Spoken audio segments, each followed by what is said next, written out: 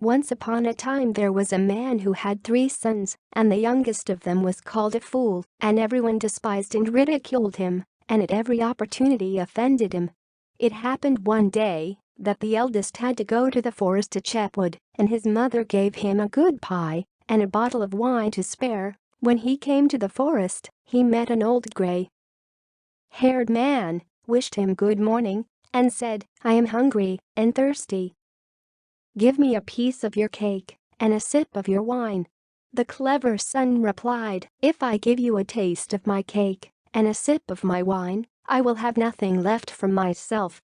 Get lost." When he began to cut a tree, he soon hit it with an axe and hit his own hand so clumsily that he had to go home and bandage his hand.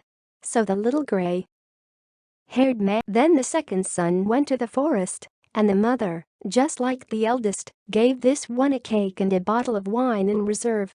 And he too met an old, gray-haired man and began to ask him for a piece of cake and a sip of wine.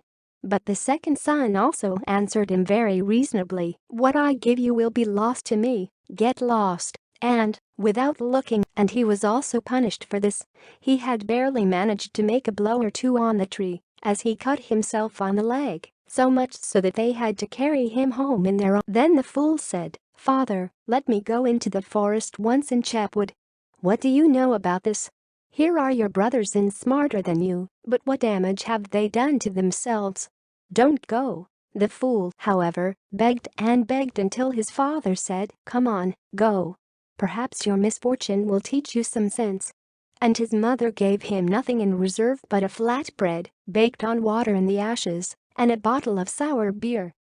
He came to the forest, and he also met an old, gray-haired man and said, "I am both hungry and thirsty, give me a piece of your cake and a sip of your drink."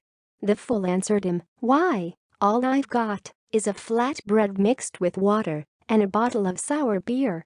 So they sat down, and what was the fool's surprise when he reached into his bosom for his cake and took out an excellent pie, uncorked the bottle, and in the bottle, instead of sour beer, there was a good wine. They drank and ate, and the little man said to the fool, "You have a good heart, and you willingly shared with me all that you had. For this I also want to give you happiness. Here stands an old tree, cut it down, and you will find it." Then the little man said good bye to the fool.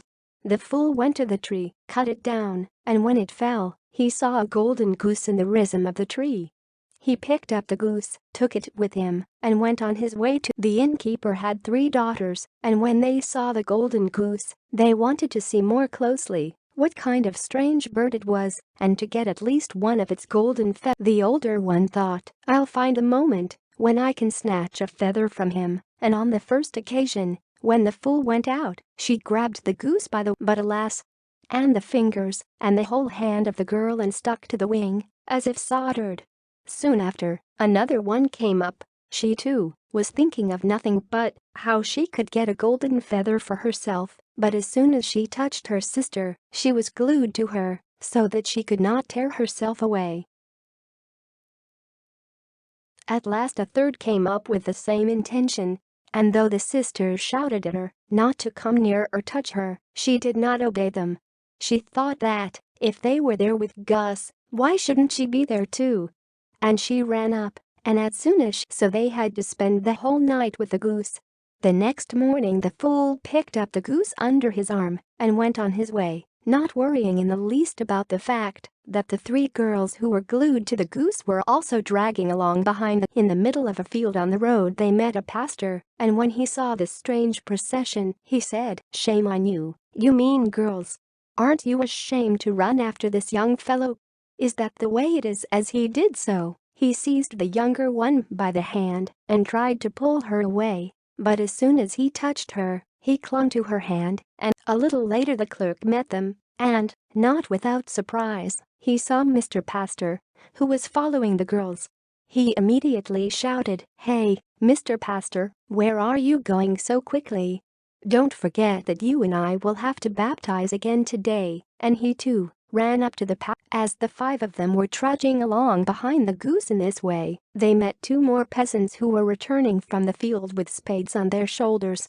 the pastor called them over and asked them to somehow release him and the acolyte from this bundle. But as soon as they touched the acolyte, they also stuck to the bundle, and thus 7 of them already. So they came by the way to the city where the king ruled, whose daughter was so thoughtful that no one could make her laugh. So the king issued a decree, according to which the one who could make the king's daughter laugh, the fool, hearing of this decree, immediately went with his goose and all his retinue to the king's daughter, and when she saw these 7 people running after the goose, she burst out laughing loudly and could not get away for a long time. Then the fool demanded that she be married to him, but the king did not like the future son-in-law.